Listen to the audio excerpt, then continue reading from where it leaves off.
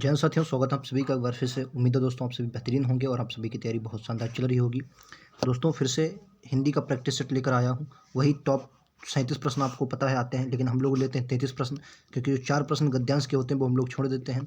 तो 33 प्रश्नों में से आपका स्कोर कितना रहता है लास्ट में दोस्तों जरूर बताएंगे। वे पुलिस एग्जाम के लिए प्रैक्टिस सेट बहुत बेहतरीन है। ऐसे प्रश्न वो प्रश्न मैं लेकर आता हूँ जैसे खासकर अभी आपका एग्जाम हुआ उसमें पूछे जाए। ठीक है, चलिए शुरुआत करते हैं आज के पहले क्वेश्चन से। और पहला क्वेश्चन आप सभी की स्क्रीन पर ये रहेगा। राइट आंसर क्या है? पहला क्वेश्चन कह रहा है निम्नलिखित में से किस स्वर को संयुक्त स्वर माना जाता है? निम्नलिखित में से किस स्वर को संयुक्त स्वर माना जाता है? राइट आंसर क्या होगा आपको बताना है। देखो, अगर बात करता बड़ा, बड़ऊ, बड़ी, ये जो है ये स्वर के रूप में थे, लेकिन संयुक्त स्वर क्या होता है? जो दो स्वरों से मिलकर बना होता है। ए जो है वो संयुक्त स्वर है। ए क्या है दोस्तों? ये आपका संयुक्त स्वर है। और ये किससे मिलकर बना होता है? तो आप सभी को पता होगा, ये छोटा आ प्लस ए से मिलकर बना होता है। छोटा आ प्लस ए से मिलकर बना होता है ए। ठीक है, अच्छा तो फिर ए किससे मिलकर बना होता है? ये आई होता है, आई, और ये ए होता है। ठीक है, तो अगर मैं बात करता हूँ छोटा आ प्लस छोटी ई, इनसे मिलकर, एक मिनट, छोटी ई होती, बड़ी ई नहीं दोस्तों, छोटी ई, इनसे मिलकर बनता है ए। ठीक है, और इनसे आय बनता है। ठीक है, आय। Right answer option number D होगा। नेक्स्ट क्वेश्चन पर चलते हैं। अगला क्वेश्चन, अल्प विराम का प्रयोग इनमें से कहाँ किया जाता है? अल्प विराम का प्रयोग कहाँ पर किया जाता है? ठीक है, वाक्य के अंत में, कहीं भी, वाक्य के शुरू में, वाक्य के मध्य में, जहाँ बहुत कम ठहराव होता है। तो अल्प विराम की बात करता है। अल्प विराम का अगर मैं चिन्ह की बात करता हूँ तो आप सभी को पता होगा, अल्प विराम जो होता है वो छोटा सा नुक्ता के रूप में होता है। और जो होता है वाक्य में मध्यम में, जहाँ बहुत कम ठहराव होता है, वहाँ पर क्या होता है? अल्प विराम का। जहाँ बहुत कम ठहराव होता है वहाँ पर क्या होता है? अल्प विराम का प्रयोग किया जाता है। राइट आंसर विकल्प उत्तर डी होगा। नेक्स्ट क्वेश्चन, क्वेश्चन नंबर 3, निम्नलिखित किस विकल्प में सभी शब्द व्यक्तिवाचक संज्ञा है? तो व्यक्तिवाचक संज्ञा क्या होती है? जो एक स्पेशल हो, उसके अलावा दूसरा ना हो। ठीक है, और जातिवाचक संज्ञा एक जाति के रूप में ही बात करती है। जैसे गंगा क्या है? गंगा एक व्यक्तिवाचक संज्ञा है, क्योंकि गंगा के अलावा और कोई नहीं। रामचरितमानस स्पेशल है, रामचरितमानस, राम भी क्या है? स्पेशल है। तो राइट आंसर क्या होगा? ऑप्शन नंबर ए होगा। ठीक है, जैसे मिठास, ये क्या है दोस्तों? ये भाववाचक संज्ञा है। ये क्या है? भाववाचक। वहाँ की कृष्ण और कामायनी, ये व्यक्तिवाचक संज्ञा है। लखनऊ व्यक्तिवाचक संज्ञा है। आम, बुढ़ापा, बुढ़ापा भी क्या है? भाववाचक के रूप में प्रयोग होता है। ठीक है, ममता, वकील, वकील क्या है? एक जातिवाचक संज्ञा। ये क्या है दोस्तों? जातिवाचक, क्योंकि वकील बहुत होते हैं। पुस्तक भी क्या है? एक जातिवाचक संज्ञा, पुस्तक बहुत होते हैं। ठीक है, याद रखेंगे। क्लियर है ये बात? उम्मीद है आप सभी को पता होगी। ठीक है, आम क्या है? आम के जैसे बहुत आम होते हैं। आम भी क्या है? आम भी एक क्या है? जातिवाचक संज्ञा है। ठीक है, आम भी क्या है दोस्तों? एक जातिवाचक संज्ञा। और बाकी बुढ़ापा भाववाचक संज्ञा। ठीक है, चलिए नेक्स्ट पर चलते हैं। ये बताइए, कह रहा है वह एक अच्छा छात्र है, वाक्य में संकेतवाचक सर्वनाम है। कौन सा संकेतवाचक सर्वनाम है? तो सर्वनाम देखिए, सर्वनाम की संख्या अगर पूछी जाए, सर्वनाम की संख्या क्या होती है? बात करते हैं सर्वनाम की, तो सर्वनाम की संख्या क्या होती है? तो संख्या अगर पूछी जाए तो सर्वनाम की कितने, सर्वनाम कुल कितने होते हैं? 11। अच्छा, इनके प्रकार कितने होते हैं? तो प्रकार की अगर बात करते हैं तो प्रकार 6 प्रकार के होते हैं, और कुल सर्वनाम कितने होते हैं? 11 होते हैं। ठीक है, ये बात मैंने कई बार आपको बताई। अब क्वेश्चन कह रहा है वह एक अच्छा लड़का, इसमें वाक्य में संकेतवाचक सर्वनाम क्या हो जाएगा? तो राइट आंसर क्या हो जाएगा? Option number A. वह क्या है? इसमें संकेतवाचक सर्वनाम के रूप में प्रयोग हुआ। ठीक है, अच्छा क्या है? विशेषण है, और छात्र क्या है? संज्ञा है, विशेष्य है। ठीक है, याद रखेंगे, इंपॉर्टेंट है। नेक्स्ट क्वेश्चन पर चलते हैं। क्वेश्चन नंबर 5 देखिए, वाक्यों में एक में विशेषण का प्रयोग हुआ है। तो विशेषण क्या होते हैं? जो संज्ञा सर्वनाम की विशेषता बताएं। ठीक है, लड़का भजन गा रहा है, लड़का क्या है? भजन गा रहा है। अगला कह रहा है मैंने उसको बुलाया, लड़का, वह सुंदर लड़का है। यानी कि लड़का क्या है? ये आपका विशेष हो जाएगा। विशेष, ये क्या है दोस्तों? ये आपका विशेष का काम करता है, ये विशेष का काम करेगा। और विशेषण क्या है? सुंदर क्या है? ये आपका विशेषण है। ये क्या है दोस्तों? ये आपका विशेषण है। ठीक है, ये आपका विशेषण है। तो राइट आंसर क्या है? सी वाला हो जाएगा। ठीक है, ऑप्शन नंबर सी इस क्वेश्चन का राइट आंसर है। चलिए नेक्स्ट क्वेश्चन, क्वेश्चन नंबर 5-6 देखिए। क्वेश्चन नंबर 6 कह रहा है कि निम्नलिखित सकर्मक क्रिया वाला वाक्य नहीं है, नहीं वाला है। डाकिया पत्र लिखता, पत्र क्या है दोस्तों? कर्म है, तो यानी कि सकर्मक क्रिया होगी। अगर कर्म लगा होगा तो सकर्मक क्रिया होगी। ठीक है, सीमा ने गाना गाया, क्या गाया? गाना गाया। सिपाही ने चोर को पकड़ा, लड़का सोता है, तो चोर यहाँ पर क्या कर्म के रूप में काम करेगा? अच्छा, सोने के लिए क्या किसी काम की जरूरत है? लड़का क्या सोता है? कुछ मिलेगा आज? नहीं मिलेगा। लड़का क्या सोता है? कुछ नहीं मिलेगा। यानी सोना क्या है? एक अकर्मक क्रिया। ये क्या दोस्तों? आकर्मक क्रिया है। कैसी है? आकर्मक क्रिया। तो राइट आंसर क्या होगा? Option number D. ये आपका सकर्मक क्रिया नहीं है, क्योंकि क्वेश्चन ने क्या पूछा था? कौन सा सकर्मक क्रिया नहीं है, ये क्वेश्चन ने पूछा था। ठीक है, तो आपका कौन सा सकर्मक क्रिया नहीं है? तो right answer option number D होगा। नेक्स्ट क्वेश्चन, क्वेश्चन नंबर 7 देखिए, क्या उन्होंने पूर्णता समर्थन किया? क्या बोलेंगे? उन्होंने पूर्णता समर्थन किया, इस वाक्य में किस प्रकार का क्रिया विशेषण है?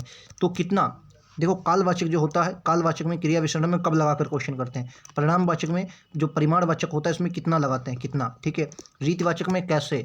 ठीक है, रीतिवाचक में कैसे? ठीक है, स्थानवाचक में कहाँ? स्थानवाचक में कहाँ? अगर इनसे आप प्रश्न करते हैं तो आपका आंसर मिल जाता है। जैसे अगर मैं बताऊँ उन्होंने पूर्णता समर्थन किया, तो कब समर्थन किया? पूर्णता, ये बना नहीं बना?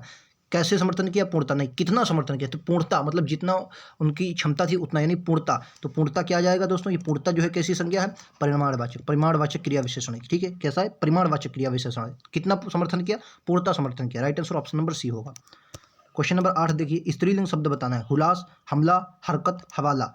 तो इसमें स्त्रीलिंग शब्द बताना है। देखो हरकत क्या है? हरकत हुई। हरकत क्या है? हुई। हवाला दिया। हुलास आया। हमला किया। ये क्या है? हमला क्या हो जाए? किया, यानी ये पुल्लिंग है।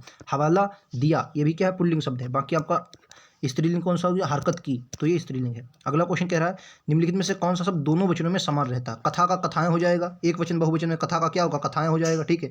कथा का क्या हो जाएगा दोस्तों? कथाएं हो जाएगा। अच्छा, बात करनी है लता का लताएं हो जाएगा। क्या हो जाएगा दोस्तों? लताएं हो जाएगा। एक मिनट, ये लताएं होगा, लताएं हो जाएगा। कुटिया का कुटियाँ हो जाएगा। क्या हो जाएगा दोस्तों? कुटिया हो जाएगा, ठीक है। बाकी सरसों का सरसों ही रहता है। सरसों का दोस्तों क्या रहेगा? सरसों का सरसों ही रहता है दोनों वचनों में। Right answer option number B होगा। नेक्स्ट क्वेश्चन देखिए, क्वेश्चन नंबर 10 बताइए, इनमें से कौन सा प्रकार वर्तमान काल का नहीं है? वर्तमान काल का नहीं होता। अब देखिए वर्तमान काल की अगर बात करते हैं तो वर्तमान काल दोस्तों जो होता है वर्तमान काल में, जैसे सामान्य वर्तमान होता है, ठीक है, ठीक है। आसन्न भूत, ये तो अपने आप आपको पता चलता होगा। आसन्न भूत। संभाव्य वर्तमान होता है, तात्कालिक वर्तमान होता है, ठीक है। सामान्य हो गया, संभाव्य हो गया, तात्कालिक हो गया, ये आपके वर्तमान के रूप में। लेकिन आसन्न जो है भूतकाल का उदाहरण। कैसे? भूतकाल का उदाहरण, याद रखेंगे। ये कैसा है? भूतकाल का उदाहरण है। तो right answer option number C होगा।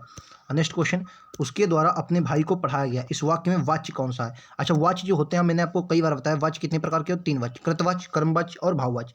जब क्रिया कर्ता के अनुसार आती तो कृतवाच्य, जब क्रिया कर्म के अनुसार आती तो कर्मवाच्य, जब ना ही क्रिया कर्ता के अनुसार आए और ना ही कर्म के अनुसार, तो कौन सा होगा? भाज्यवाच्य। जैसे क्वेश्चन लिखा उसके द्वारा अपने भाई को पढ़ाया गया, ठीक है। तो यहाँ पर उसके द्वारा की जगह पर आप कुछ भी लिख दें, जैसे राम के द्वारा अपने भाई को पढ़ाया गया, ठीक है, ठीक है। सीता के द्वारा अपने भाई को पढ़ाया गया, यानी कि यहाँ पर कर्म के अनुसार क्रिया नहीं बदल रही। जब कर्म कर्ता के अनुसार क्रिया नहीं बदल रही। अच्छा, इसमें कर्म क्या है? तो कर्म के अनुसार बदलिए। तो कर्म के अनुसार अगर पढ़ाया, जैसे पढ़ाना क्या है? पढ़ाना एक क्रिया हो जाएगा, और भाई क्या है? कर्म है, ठीक है। तो यानी कि कर्मवाच्य हो जाए। इसमें क्या आ जाएगा दोस्तों? कर्मवाच्य आ जाएगा। कर्म के अनुसार बदलेगी, उसके द्वारा अपने भाई को पढ़ाया गया, किताब को पढ़ाया गया, अखबार को पढ़ाया गया, ठीक है। तो कर्मवाच्य इसमें कौन सा हो जाएगा? कर्मवाच्य हो जाएगा, याद रखेंगे, ठीक है। इसमें कर्मवाच्य आ जाएगा। राइट आंसर क्या होगा? ऑप्शन नंबर सी हो जाएगा, ठीक है। अगला क्वेश्चन, क्या निम्नलिखित में से कर्ता कारक वाला कौन सा वाक्य छांटिए? मोहन को जाना है, रोटी को, शीला को रोटी खिलाओ, शाम को मत आना, विमा को पुस्तक दे दो। इनमें से बताना कर्ता कारक वाला कौन सा है। ये थोड़ा टफ हो जाएगा क्योंकि इसमें क्या है, इसमें जैसे अगर आप इसमें देखेंगे तो क्या होता है दोस्तों, इसमें आपको मतलब छुपा हुआ ये आपको बताना, ठीक है। तो मोहन को जाना है, शीला को रोटी खिलाओ, शीला को रोटी खिलाओ। अच्छा, एक बात बताइए, शीला को रोटी को खिलाओ, रोटी को खिलाओ, रोटी क्या है? इसमें कर्म है, यानी कि यहाँ पर कहा जाएगा कर्मवाच्य आ जाएगा। शाम को मत आना, नकारात्मक बात है। बीमा को पुस्तक दो, पुस्तक यानी कि यहाँ पर क्या आ जाएगा? कर्मवाच्य आ जाएगा। लेकिन मोहन को जाना है, यहाँ पर कोई कर्म है नहीं, और मोहन को जाना है। हालांकि को आप कहेंगे, को तो कर्म के रूप में आता है, लेकिन मैंने यहाँ पर कर्म क्यों बताया? क्योंकि यहाँ पर दोस्तों जो कर्म है वो छिपा हुआ है, ठीक है। रोटी को खिलाओ, भाई शीला को रोटी को खिलाओ, यानी रोटी क्या है? रोटी कर्म के रूप में यहाँ पर प्रयोग हो रही है, ठीक है। हालांकि यहाँ पर छुपा है, लेकिन रोटी कर्म के रूप में। Right answer option number A होगा। यहाँ पर कर्ता कारक होगा, मोहन को जाना है, ठीक है, लेकिन जो को लगा है वो कर्ता के रूप में लिखा, और ऐसे क्वेश्चन टफ क्वेश्चन हो जाते हैं, ठीक है। Option number A right answer होगा, ठीक है। और बाकी शाम को मत आना, ये भी कर्म का कारक है, ठीक है। अगला देखिए, अंगोछा किस तद्भव शब्द है? अंगोछा किसका तद्भव शब्द है ये बताना। अंगोछा, तो अंगोछा जो हो जाएगा दोस्तों अंग प्रोछा का हो जाएगा। किसका? अंग प्रोछा, मतलब अंग को पोंछना, अंगोछा, अंग प्रोछा। राइट आंसर क्या होगा? ए हो जाएगा, ठीक है। चलिए क्वेश्चन नंबर 14 देखिए, 4 विकल्पों में से उस विकल्प का चयन कीजिए जो उपसर्ग से बने शब्द का सही विकल्प हो, उपसर्ग से बनता हो। वलिष्ठ, पंचायत, व्याधि और पुष्पित, यानी क्या? उपसर्ग से बना और सही विकल्प हो, ये बताना है। उपसर्ग से बना हो और सही प्रत्यय हो। प्रश्न में जैसे वलिष्ठ दिया है, पुष्पित दिया और पंचायत, इनमें शब्द में कौन सा इष्ट, इत तथा आयत, ये प्रत्यय का प्रयोग हुआ। जैसे अगर मैं इसमें बताऊं, इसमें वल लगा है, इसमें वल लगा है, वल के बाद क्या है? वल, भाई वलधन इष्ट, वलधन क्या आएगा? वलधन इष्ट आएगा, इष्ट, ठीक है। जैसे पुष्पित, पुष्पधन इत, इसमें क्या आएगा? इसमें प्रत्यय आएगा, पुष्पधन इत, ये प्रत्यय वाले बने हैं, ठीक है। पंचधन, पंचधन आयत, इसमें क्या आ जाएगा? पंचधन आयत, ठीक है, ये प्रत्यय से बने। लेकिन व्यष्टि, व्याधि जो है ये किससे बना है? व्याधि जो है वी उपसर्ग से बना है। किससे? वी उपसर्ग से। और उसने यही तो पूछा उपसर्ग से बना हो, तो right answer option number D होगा। ये वी उपसर्ग से बना हुआ, क्लियर है? Right answer option number D होगा। ये देखो क्वेश्चन नंबर 15, इनमें से शब्द में प्रत्यय ज्ञात कीजिए, प्रत्यय किसमें लगा हो? रानिवास, रनिवास में कौन सा प्रत्यय लगा? तो प्रत्यय हमेशा वाद में लगता है, निवास तो होगा नहीं क्योंकि अधूरा बनेगा। असवी और आसवी का क्या होगा? सीधा सीधा वास होगा। राइट आंसर क्या होगा? Option number A. क्लियर है? 15 का राइट आंसर ए हो जाएगा। ये देखिए क्वेश्चन नंबर 17, इनमें से कौन सा शब्द आसक्त का विलोम है? आसक्त का क्या हो जाएगा? क्वेश्चन नंबर 15 का बताइए, सॉरी 17 बताना, आसक्त का क्या होगा? 1 मिनट, 16 छूट गया क्या? 16 शायद छूट गया दोस्तों, चलिए 16 छूट गया, इसको देखिए। क्वेश्चन नंबर 17, इनमें से आसक्त का विलोम बताना। आसक्त का, तो आसक्त का दोस्तों क्या हो जाएगा? अनासक्त।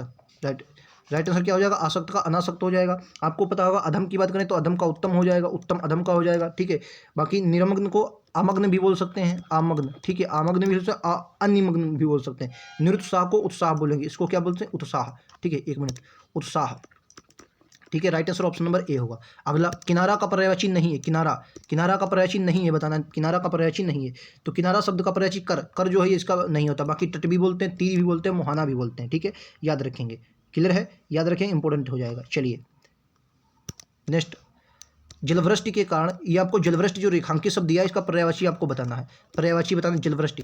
जलवृष्टि का पर्यायवाची क्या होता है? तो जलवृष्टि का क्या हो जाएगा? वर्षा। वर्षा ही मतलब जलवृष्टि होता है। इसे बरसात बोल सकते हैं, व्यष्टि भी बोल सकते हैं। क्या बोलते हैं? व्यष्टि। व्यष्टि भी इसका हो जाएगा, याद रखेंगे। व्यष्टि क्या होता है? व्यष्टि। ये सा आधा और टी, व्यष्टि होता है, याद रखेंगे। निम्नलिखित में से कौन सा शब्द अनेकार्थी शब्द है? अनेकार्थी, क्वेश्चन नंबर 20। तो अनेकार्थी, अंक का अनेकार्थी होता है। इसके बहुत होते हैं, गिनती होता है। अंक का मतलब गोद होता है, गिनती भी होती है अंक। ठीक है, अंक मतलब निशाना भी होता है, निशान भी एक अंक होता है, याद रखेंगे। ये अंक के अनेकार्थी, बाकी दोस्त, परिवार, कबूतर, इनके अनेकार्थी नहीं बनाए जा सकते। क्वेश्चन नंबर 21 देखिए, कह रहा है युग्म की कौन सी जोड़ी सही है? युग्म में कौन सी जोड़ी सही है? तो न्याय का न्याय, अचल का अचला, धरा का पृथ्वी, मान का अपमान। तो देखो, अगर आप देख रहे होंगे तो अचल और अचला ये जो है आपका अलग है। ठीक है, ये युग्म की जोड़ी सही है। इसमें कह रहा है कौन सी जोड़ी सही है युग्म की? तो अचल और अचला एक ही बात आ जाएगी। अचल मतलब क्या होता है? स्थिर होता है। अचल मतलब होता है स्थिर, और अचला मतलब होता है पृथ्वी। ठीक है, याद रखेंगे। और बाकी ये सभी क्या है? एक दूसरे के, जैसे न्याय का अन्याय, ये आपका ये विलोम हो जाएंगे। ये क्या है दोस्तों? एक दूसरे के विलोम है।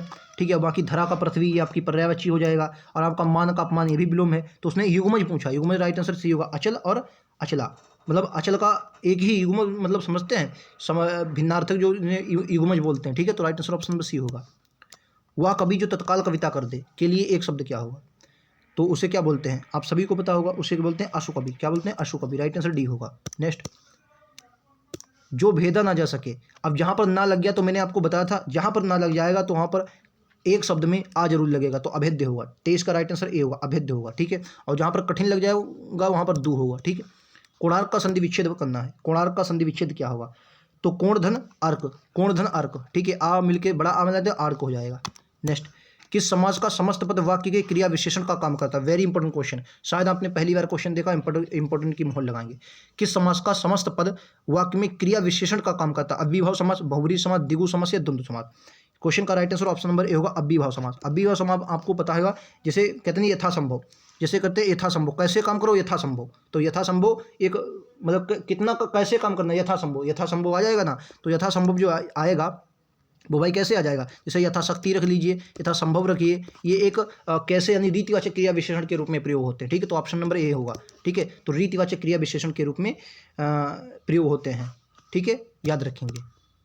अगला क्वेश्चन देखिए, अगला क्वेश्चन कह रहा है उन्होंने बोल उठे, वाक्य में त्रुटि पहचानना है। उन्होंने, त्रुटिवाचक वाक्य शुद्ध बनाना है, तो उन्होंने नहीं, बे बोल उठे। क्या होगा? वे बे ने नहीं, बे बोल उठे। ठीक है, राइट आंसर क्या होगा इसका? शुद्ध, बे बोल उठे। अगला देखिए, साहित्य में रस का क्या अर्थ होता है? साहित्य में रस का क्या अर्थ होता है? तो साहित्य में अगर रस की बात करते हैं, आपको पता होगा ये क्वेश्चन, साहित्य में रस का क्या? साहित्य में मिलने वाली जो आनंद अनुभूति होती है वो रस से प्रयुक्त होती है। ठीक है, अलंकार जैसे आभूषण का कार्य करता है, अलंकार सजाने को वाक्य में, और जो रस होता है वो आनंद की अनुभूति का कार्य करता है। ठीक है, तो ऑप्शन नंबर क्या होगा? डी होगा। नेक्स्ट क्वेश्चन, मंगल भवन अमंगलहारी, द्रवहु सुदशरथ अजर विहारी। इसमें आपको छंद पहचानना है। तो आपको जब छंद पहचानना होता है तो इसमें कौन सी हो जाएगी बताइए?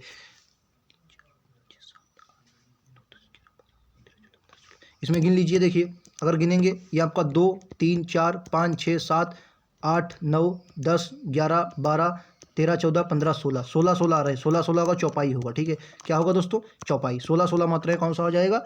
चौपाई आ जाए। क्लियर है? चलिए नेक्स्ट पर चलते हैं। जिस पंक्ति में या जिन पंक्तियों में एक या अनेक वर्णों की आवृत्ति एक क्रम में एक बार आवृत्ति हो तो वहाँ कौन सा अलंकार होता है, बताएंगे। देखिए अलंकार जो अनुप्रास होता है, अनुप्रास के कितने भेद होते हैं तो आपको पता होगा, अनुप्रास के 5 भेद होते हैं। अनुप्रास के कितने भेद होते हैं? 5 भेद। जब एक बोला है अनेक वर्गों की एक क्रम में एक बार आवृत्ति होती है तो वहाँ पर कौन सा अलंकार होता है? बिल्कुल छेका का एक बार, ठीक है। छेका जो होता है वो एक बार होता है, याद रखेंगे। राइट आंसर क्या होगा? सी होगा, ठीक है। चलिए क्वेश्चन नंबर 30 बताइए। साधारणीकरण की व्याख्या में मधुमति की भूमिका की परिकल्पना किस विद्वान की थी? जो मधुमति की भूमिका थी वो किस विद्वान की थी? तो याद रखेंगे राइट आंसर विकल्प उत्तर बी होगा, श्याम सुंदर दास। क्या राइट आंसर होगा? श्याम सुंदर दास। क्लियर है? चलिए नेक्स्ट पर चलते हैं। जबरदस्ती का मेहमान अर्थ सही क्या होगा? इसको लोकोक्त बताइए। जबरदस्ती का मेहमान, तो जबरदस्ती का मान न मान मैं तेरा मेहमान। ऑप्शन नंबर डी, ये क्या होगा? जबरदस्ती का। राइट आंसर क्या होगा? डी होगा, जबरदस्ती, ठीक है।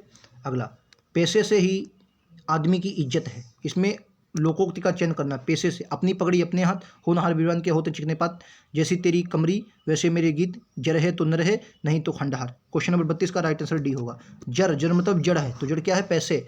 जड़ है तो न रहे नहीं तो खंडहार। लास्ट क्वेश्चन, क्वेश्चन नंबर 33 देखिए।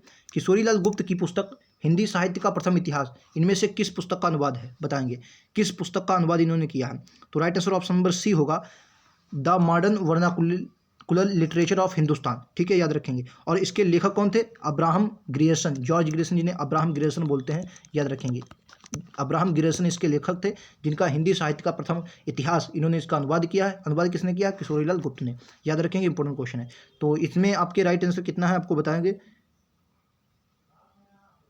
ठीक है। तो 33 क्वेश्चन इस वीडियो में हमने किए हैं। कितने आपके सही किए कमेंट सेक्शन में जरूर बताएंगे। उम्मीद है आप सभी को पसंद आए होंगे क्वेश्चन। तो मिलते हैं अगले वीडियो में। आज के लिए इतना ही। प्लेलिस्ट नीचे दिया गया, वहाँ से जाकर आप सारी वीडियोस देख सकते हैं। क्लियर है? चलिए आज के लिए इतना ही, धन्यवाद।